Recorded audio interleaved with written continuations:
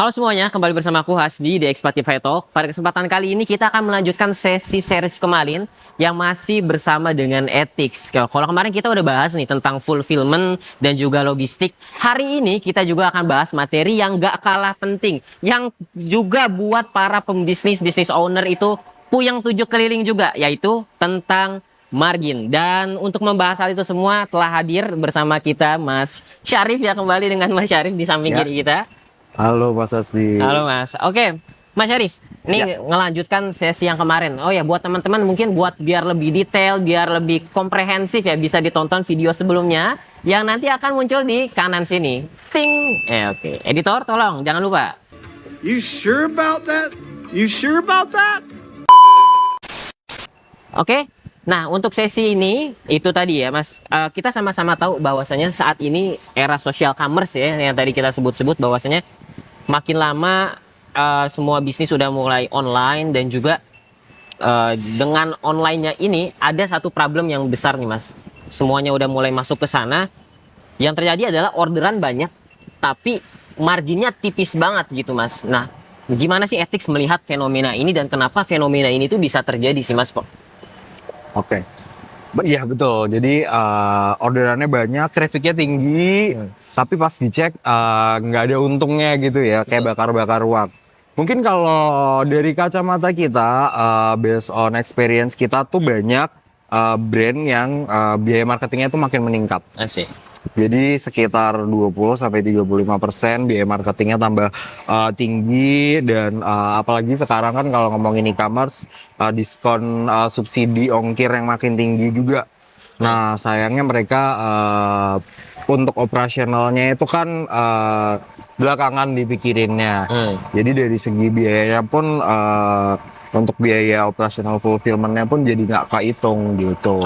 Makanya marginnya jadi tipis karena biaya marketing yang makin tinggi itu, Mas. Oke, jadi bakar-bakar uang aja kan, banyak orderannya, trafficnya tinggi, tapi ternyata pas dicek untungnya nggak ada. betul. Berarti tadi ya, Mas, ya karena mungkin tadi semua bisnis masuk ke situ semua. Akhirnya persaingan jadi ketat banget tuh. Ya mau gak mau akhirnya dia mungkin tadi kata Mas ya banyakin diskon atau ya tadi bakar-bakar uang ya supaya biar menarik pelanggan tersebut ya, Mas. Dan di satu sisi akhirnya itu jadi makan cost, marginnya tipis banget ya, Mas. Nah, tapi menurut etik sendiri sebetulnya, Mas ya, biasanya brand itu problemnya di mana sih, Mas? Apakah lebih banyak mungkin ya tadi di masalah iklan problemnya di sana atau mungkin ya di bagian back end-nya, fulfillment-nya? Seperti apa pandangan etik mengenai hal ini? Oke. Kalau ngomongin apa yang jadi kendalanya dari brand selain iklan ya, of course operasionalnya. Karena setelah kita ternyata udah jualan, orderannya banyak, operasionalnya nggak di paying attention, difokusin nih, sehingga kan itu akan mempengaruhi ke performa dari tokonya. Jadi selain kita mikirin dari segi iklan, sales and marketingnya, itu kan operasionalnya secara backendnya juga harus benar-benar diefisiensikan kan, ibaratnya begitu. Oke. Dan gimana tuh, Mas? Gimana cara mengefisiensikannya dari berbagai banyaknya cara yang ada? Mungkin gimana ethics bisa ngebantu hal ini? Nah, kalau ngomongin efisiensi itu kan productivity. Jadi dari mulai stok akurasi, kadang kan banyak brand-brand bisnis yang nggak ngerti orderannya semakin tinggi berapa volume sekiranya yang harus disiapin, stok akurasinya gimana, SKU-nya bagaimana kita handling untuk inventory-nya, apalagi nggak ada tempat kan, sehingga akan berpengaruh juga ke kualitinya gitu. Betul. Jadi dari sisi operational efisiensinya sih gitu. Oke, berarti tadi Mas ya untuk menjaga ya marginnya biar sehat, tadi di efisiensi dari optimalin operasionalnya. Kira-kira ada lagi gak sih, Mas, untuk cara mungkin yang lain dari si brand supaya marginnya tetap sehat tuh? Lebih ngecek lagi terkait untuk funnel biayanya ya. Jadi jangan cuma fokus ke revenue aja, tapi juga net marginnya tuh dicek juga. Jadi pakai datanya, sekiranya tuh SKU mana favorit SKU-nya, karena kan kalau kita di ethics tuh kan kita selalu bantu brand-brand the most favorite SKU, date oke. stock-nya mana. Oke. Itu kan bisa jadi analytical untuk brand itu ambil keputusan yang lebih tepat oke, lah oke. terkait gimana sih cara harus maintain dan manage marginnya gitu. Oke, berarti di ethics ya tadi Mas ya udah mah dibantu logistik dan fulfillmentnya, tapi ada juga tuh dari data-data Betul. yang detail yang mana ini berfungsi untuk tadi mengambil keputusan Mas ya, yang Jadi- akhirnya bisa menurunkan cost. Betul, jadi kita bangun sistemnya, jadi nggak cuma jualan aja, kita bangun sistemnya, kita benar-benar provide data aktualnya, by SKU-nya, reportingnya begitu. Oke. Tapi tampilannya itu gimana tuh Mas? Bisa dibayangin guys ya, mungkin nanti dari tim editor bakal ngebantu, tapi kira-kira apakah mudah digunakan Mas? Mungkin buat kita nih orang-orang non teknikal atau mungkin orang-orang yang ya agak-agak gaptek, kira-kira bisa gak sih Mas untuk pakai itu? Gampang kok, kita secara UX-nya juga gampang dipahamin, karena nanti di sistem warehouse management system kita itu kan bisa dicek dari mulai inventory stoknya, SKU-nya apa aja, kita juga ada reporting yang nanti diupdate by daily untuk daily reporting stoknya. Jadi brand tuh tahu kapan sih untuk analytical produknya itu keluar, dari mulai metode untuk handlingnya gimana, FIFO or FIFO gitu. I see. Gampang kalau secara tampilannya sih gampang banget untuk diiniin, karena UX di sistem kita pun juga udah seamless, Oke, I see. accessible gitu. Oke, Mas, back to topic nih Mas. Aku pernah dengar info bahwasannya katanya salah satu segmen ya yang mana ya yang sering menghadapi problem ini gitu ya. Dia ordernya banyak tapi marginnya tipis banget, itu adalah di bidang herbal dan juga di bidang beauty gitu ya Mas. Kenapa sih sebetulnya Mas? Kenapa bidang ini, segmen ini kok mengalami hal ini gitu? Lebih sering dibanding segmentasi-segmentasi lainnya. Oke, kenapa kok paling sensitifnya untuk di industri sini ya sebenarnya karena banyak variannya, resiko stok matinya kan tinggi. Oke. Terus kalau ngomongin health and beauty itu kan kemasan packaging dari produknya juga sensitif kan. Kalau misalkan let's say operasional itu kan ada return produk. Kalau misalkan ketika return ternyata nanti bocor atau rusak. Nah, dari sisi itu yang bikin kenapa sih health and beauty atau herbal product itu lebih sensitif lagi.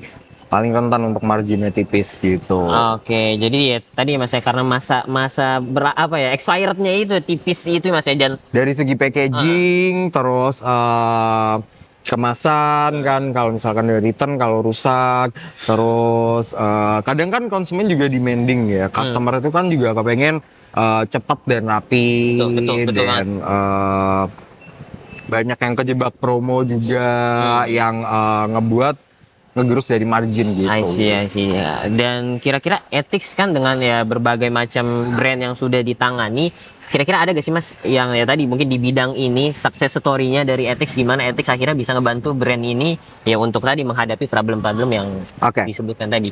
Kalau ngomongin margin, sebenarnya margin itu efek di operasionalnya tuh let's say one of success stories klien kita itu di return. Return. Jadi banyak banget. Ada satu klien kita tuh dulu health and beauty juga. Dia returnnya tuh tinggi.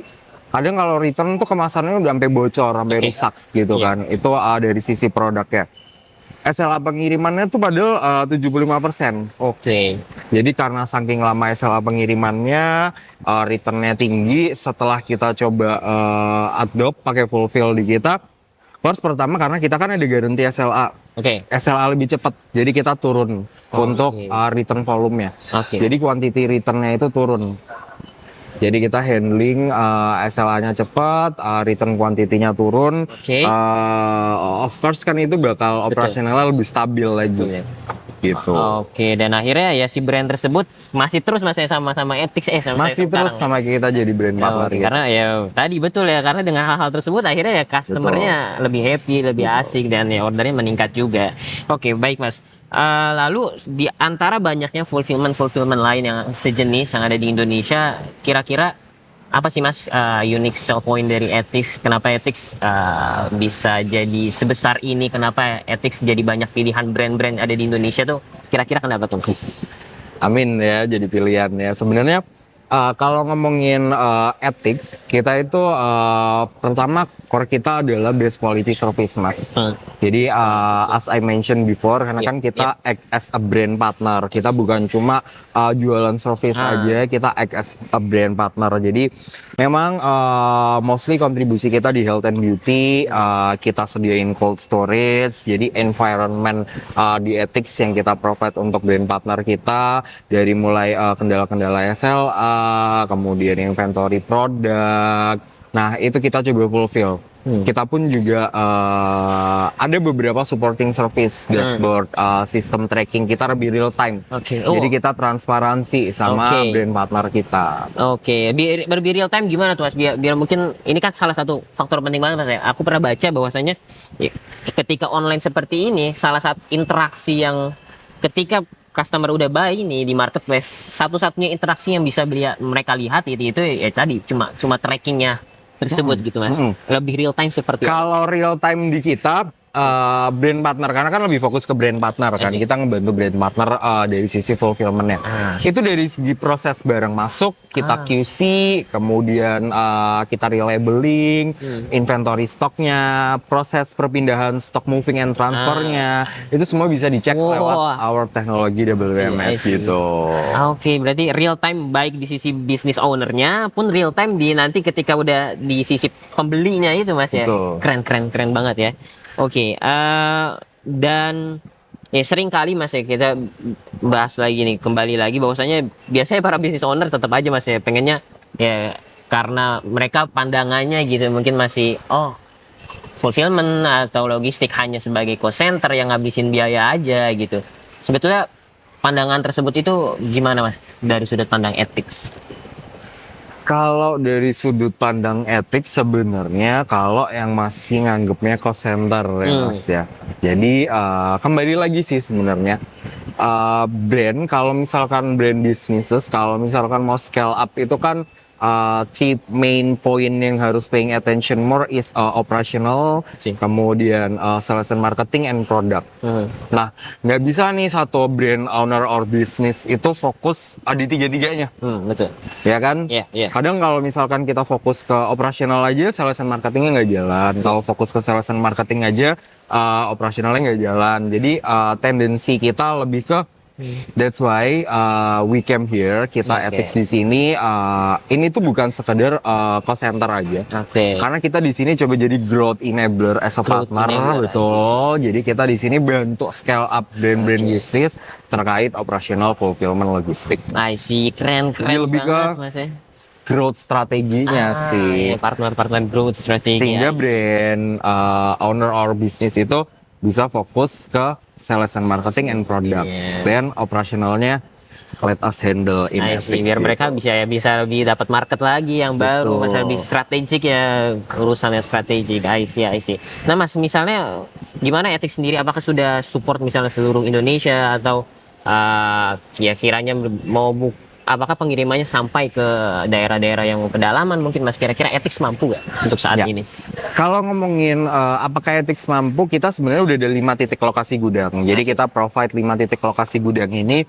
Kita juga udah provide untuk order instan same day, karena sekarang kan trennya banyak banget order instan same day kan. Customer pengen cepat. Kemudian kalau ngomongin Jawa sentris itu kan banyak juga brand partner kita yang penjualannya itu banyak selain di Jawa, Mas. Oke. Selain di Jawa, Nah, pain point-nya adalah biaya ongkir dari brand sellernya itu kan. Jadi that's why kita di sini ada fitur juga namanya multi warehouse. Kalau Mas Herbi pernah tahu.